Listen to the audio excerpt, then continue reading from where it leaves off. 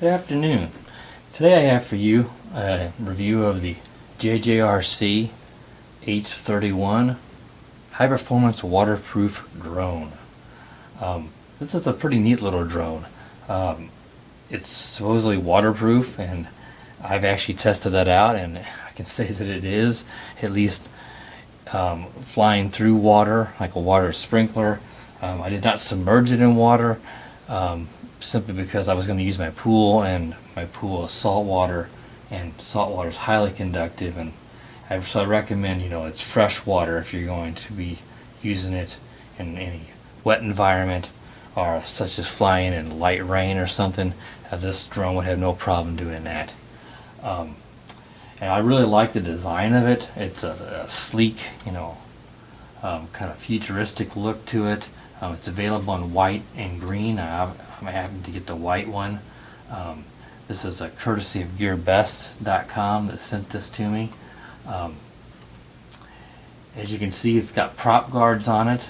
These prop guards actually function quite well. I'm usually not a big fan of prop guards, but I wanted to put them on so you could see how they look with the prop guards on. But these actually did function today quite well, because I did have one minor crash, and this thing is very durable, as you can see, absolutely no damage. So it's very good for beginners, because you can crash it, pick it right up, and go again, and you're going to be fine. Now, the blades are very soft. They bend, I should say, easily, which you would think normally would be a problem, but that's actually part of this design, and it works quite well, because you're not going to sustain a lot of damage on these props, and it just works really well. I just think it's nice, because like I said, typically that'd be something you would be concerned about. It has, as far as LEDs, it has orange LEDs in the front, and there's on each front arm, and it has green on the back, and it also has an orange LED here in the front, which it's kind of cool.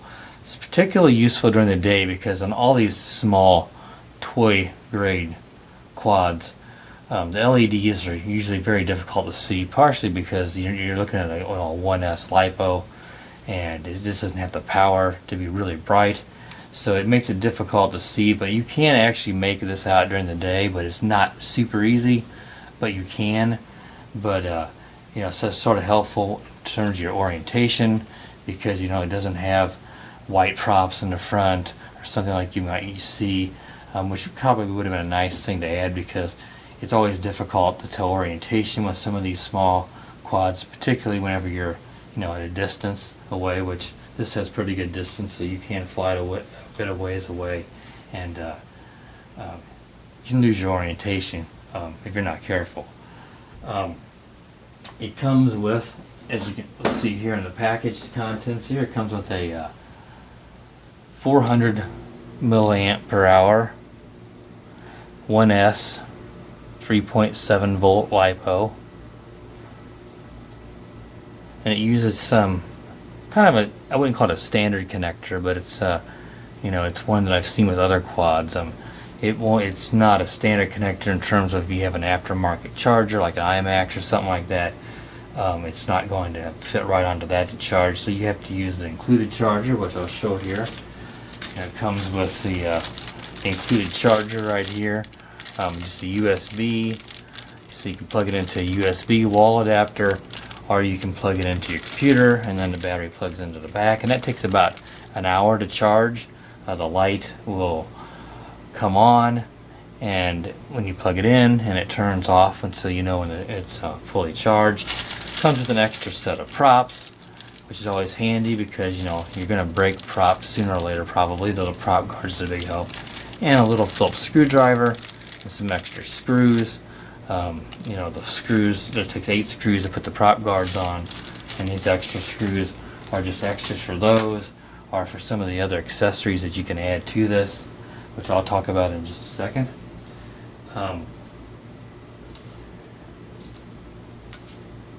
On the bottom here, you can carry a camera. Now this particular version I had, the H31, just basic, does not come with a camera.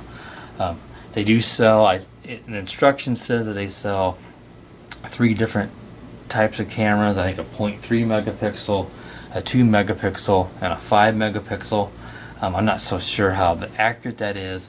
You typically would see a very small, like a 0.2 720 HD camera that would typically come on these, but it has a spot to connect that to it, and it has a little port here where you would plug the camera in and power it up.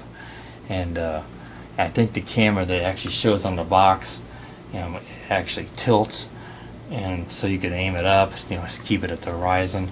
And you can see on the box over here, it shows the camera. So they obviously are using this box for all the different versions of this, but like I said, this one does not come with the camera.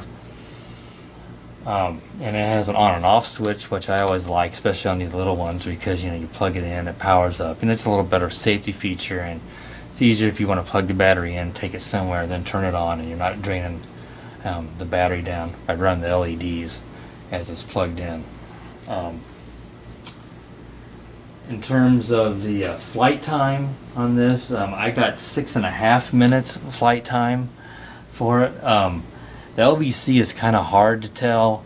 It seemed like it was rather long. At first I thought it was like 3 minutes, but I think I just wasn't seeing the LEDs very well because, like I said, it's not easy to see it, and I was flying during the day.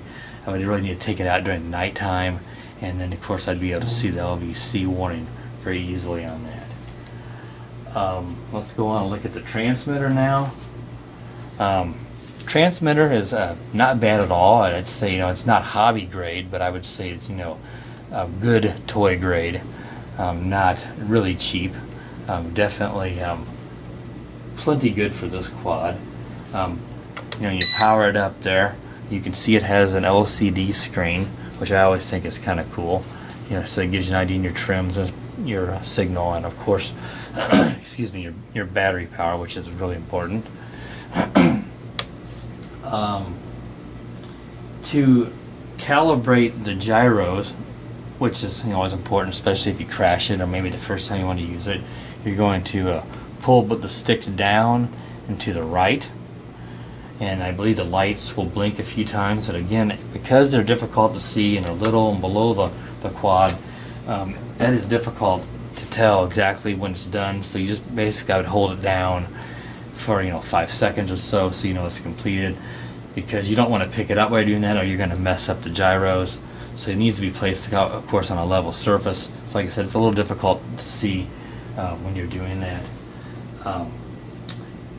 Back to the controller, the roll and the pitch trims are fully functional, so you can trim it up. I did not have to trim mine really, I don't think at all. It was very stable right when I took off. The yaw trim is actually how you enter into headless mode. Headless mode would be one push to the left, and that enters you into headless mode. So if you like that mode, I'm not a big fan of myself of that, but I realize some beginners like that because you don't have to know your orientation, as long as you know which way you are faced when you take off. And one press to the right is your one key return, which is simply kind of a generic return to launch. There's no GPS, so it doesn't know its way back. By that, it just uses a built-in compass, and it flies back to the from the direction that you were facing at takeoff. So you can use those features. I know a lot of people do like that. As far as I know, these knobs up on top, they do turn, but they are not functional.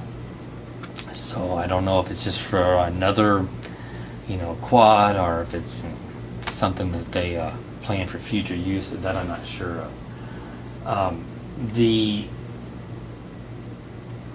The throttle trim here, this is actually non-functional on this one. I mean, it actually works in a controller, but it is for controlling the video and the pictures of the camera if you attach it to the quad, which of course I don't have the camera, so it's not of use, but the instructions do discuss it and tell you what to use it, how to use it.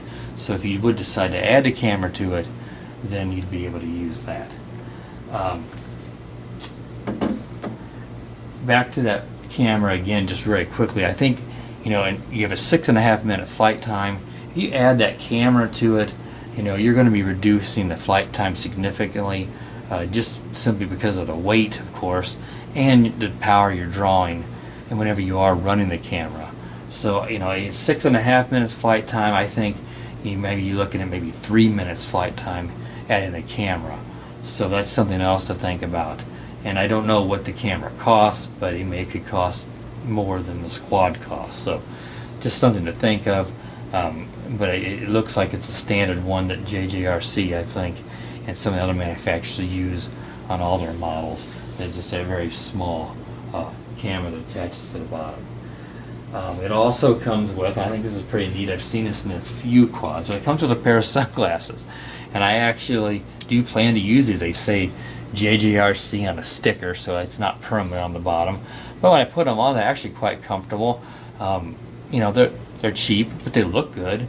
And it's certainly, I think, it's always a good idea when it's sunny out to wear sunglasses, just to reduce the glare, help you see the quad and the lights and keep your orientation. So you know, I highly recommend sunglasses, and I think it's actually a great idea they include them, because not everybody may think about that, and I always wear them whenever I'm flying. The things that I really like about this quad, and I like a lot about it, you know, it's a smooth flyer, it's stable, it's durable. I've flown it 3 times today, and you know, I've had 2 minor little crashes, but it didn't affect it at all. You just pick it right up and you go, or fly it right off the ground if it's, you know, lands upright. It does flips really well, which I need to get back to because I missed that real quick on the controller. The flips is your top right, and then you tell it here with your roll stick here which direction you want it to flip. And this is your rates, or your modes. 1 beep is your beginner. Press it again, you get 2 beeps, that's your intermediate. Press it again, it actually has 3, which is your expert mode. And when you're flying this, I like the intermediate. I think that's a good compromise. 3 is, the yaw is really fast, so the yaw does change with the modes, which is good, and the yaw is really good on this, but it is really fast on expert level. So that can become difficult when you're flying and it's spinning that quickly to keep your orientation when it's just spinning around in a circle. But it does make it good fun, you know, if you're going to try to do funnels and stuff. But you can do funnels just fine in intermediate. So that's what I suggest, unless you're just starting out, you want to do beginner, if you've not flown a quad, or if you've not flown much. But the expert, you know, you can fly it just fine if you've had a lot of experience like myself. But I think a good compromise is the intermediate level. So that pretty much covers the transmitter. So you know, I think that, you know, overall it's just a really cool quad. You know, I like just about everything about it, especially, you know, at the $28 or $30 price range. And it's got good pitch when it flies, which is good for fighting, you know, if there's a little bit of a breeze. And it's not too fast, and it's not slow by any means, but it's not crazy fast. Even with that really quick or fast yaw, it still, you know, keeps itself under really good control, so you're not flying by at a super fast rate. So, you know, that can become difficult to, you know, keep your orientation, and of course difficult to control when you're going too quick. So I think it's just right the perfect speed. And the motors have plenty of power. They're not super powerful, but, you know, they're small brushed motors. But it is not underpowered, which, you know, sometimes JJRC products tend to use in the past some underpowered motors, which of course makes it a little, you know, difficult to keep it under stable flight. Really, I mean, the biggest cons I can think of, or negatives, is the lights. Like I said, the LEDs are just not very easy to see. But like I said, that's pretty typical on these small quads, and it's not something that I would deduct a lot of points for. but it does make it a little more difficult for day flight, and that's probably why they've added this, you know, light LED to the front. Like I said, the LVC, it's difficult to see that too because of the lights. So unless you're flying it right over your head, because of the placement of the LEDs, it is going to be difficult to tell. You know, there's no audible chime or anything to let you know when it's getting low. So, you know, if you just best to have a timer on your phone or one stuck to your transmitter, and when it gets up to around 6 minutes, you know it's time to keep it close, because when it does get low, it is just going to, of course, drop, or if you land, you're not going to be able to take back off if the battery is low. And it's a bit noisy. It's just maybe to design these props, these little motors, but it reminds me of another little one that I have, and it's just a little bit noisy. Of course, I kind of hard to deduct any points on that, but some people like a real quiet drone or a quad that they don't hear at all. This one is a little bit noisy compared to some of the other ones that I've seen, but then, you know, that's no big deal. But yeah, I think that probably covers it all. I'm kind of looking over here. Yeah, I think that's just about it. So we'll go on now and to the flight video so you can see how it works outdoors and through the water. And hope you like what you see. And be sure to subscribe to my channel for future reviews. And yeah, I think that's just about it. So let's go look at the flight.